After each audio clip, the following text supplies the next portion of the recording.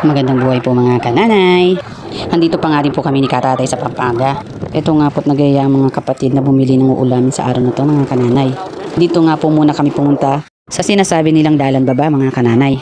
Marami nga po dito sa mga gilid-gilid na nagtitinda ng isda.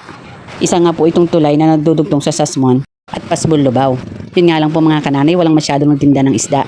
Kaya't naisipan na lang po namin bumalik sa bagsakan ng Sasmuan na kung saan marami kang mapagpipili ang isda. Ito na nga po mga kananay at nagbiyahe na kami pabalik.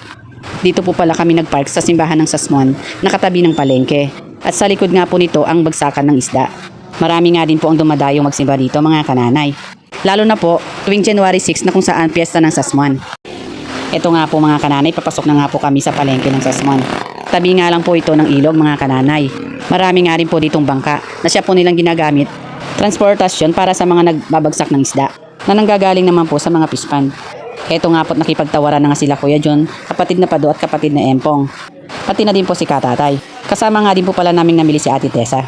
Eto nga po mga kananay, tig 80 pesos lang po ang per kilo ng tilapia. At 130 naman po per kilo sa bangos. O diba mga kananay, napakamura po dito. Kaya maganda po talagang bumili sa mga bagsakan.